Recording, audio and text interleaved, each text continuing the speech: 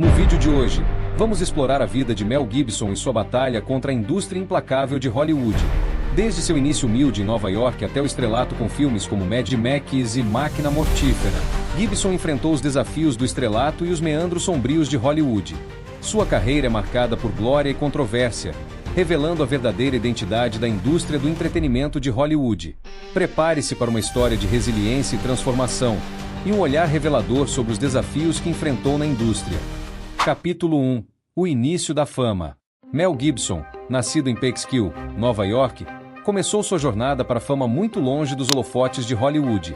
Emigrando com sua família para a Austrália ainda jovem, ele foi educado em Sydney, onde a fusão de culturas e a exposição a diferentes formas de arte começaram a moldar seu futuro brilhante. Foi no Instituto Nacional de Arte Dramática da Austrália que Mel Gibson realmente encontrou seu lugar. Imerso em um ambiente que valorizava a criatividade e a performance, ele começou a se destacar. Os professores notaram sua presença marcante e habilidade natural para interpretar uma vasta gama de personagens, prevendo um futuro promissor. Em 1979, o mundo conheceu seu talento através do icônico Mad Max. Este filme pós-apocalíptico, produzido com um orçamento modesto, surpreendeu a todos, lançando Gibson ao estrelato. O carisma bruto e a intensidade que ele trouxe para o papel de Max Rokatansky ressoam profundamente com o público e críticos. Em uma época em que os heróis de ação estavam em alta, Mel Gibson se destacou como uma nova e vigorosa força cinematográfica. Os anos seguintes consolidaram sua reputação. Com Máquina Mortífera, ele se firmou como um herói de ação versátil e cativante.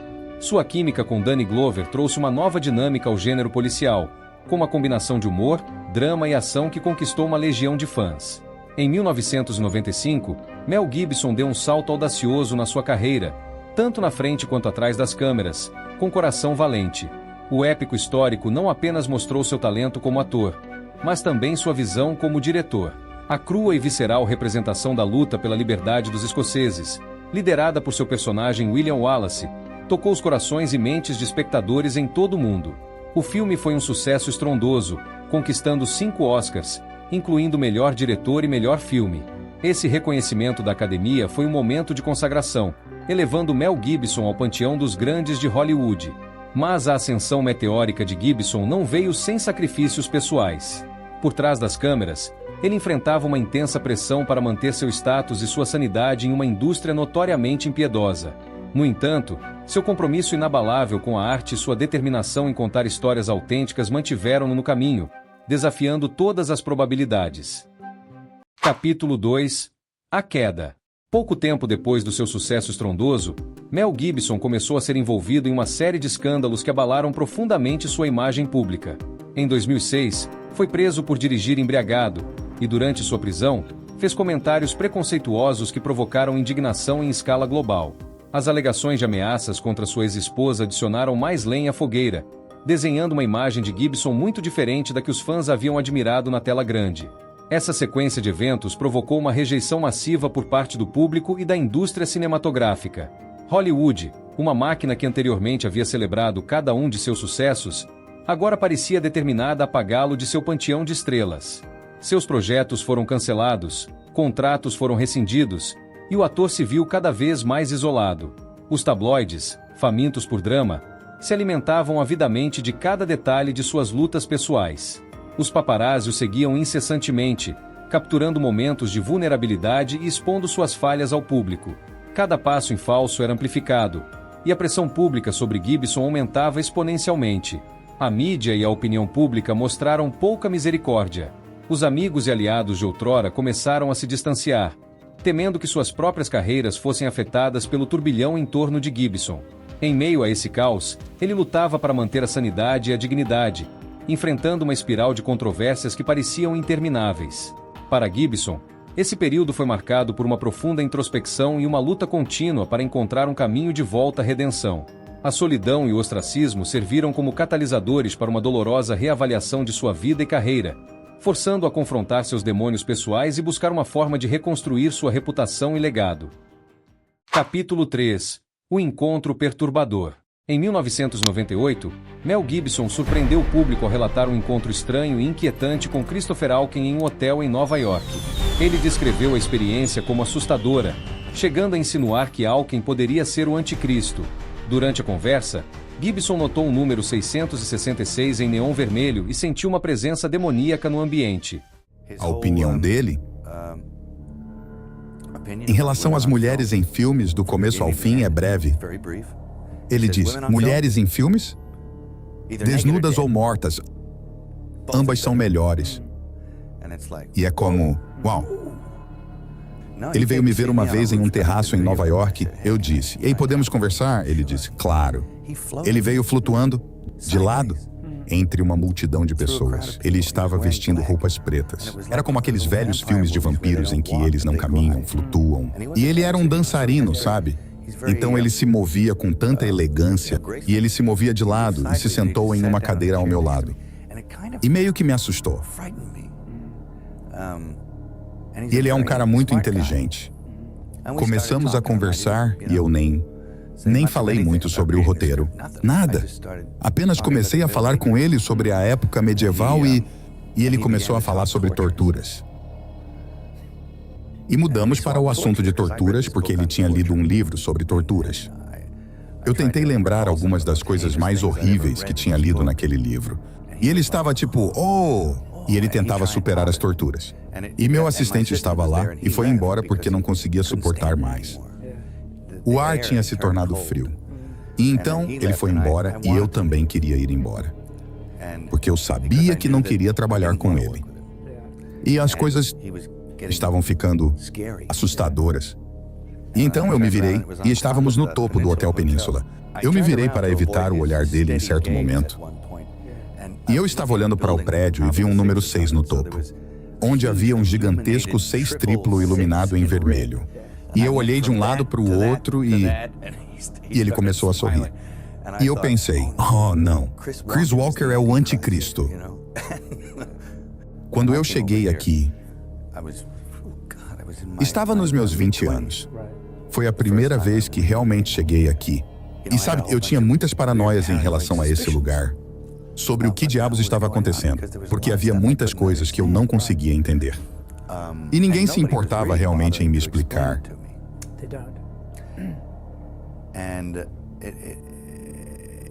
E eu formei muitas opiniões sobre esse lugar.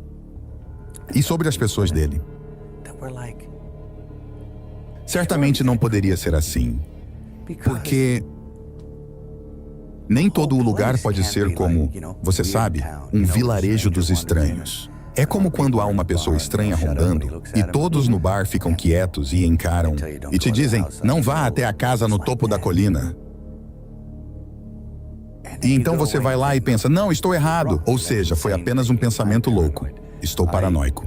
Você imaginou essas coisas. E você começa a questionar se não é por isso que certas pessoas agiam de determinada maneira. E então, com o passar do tempo, você descobre que estava certo em relação a muitas dessas coisas. Embora não certo especificamente.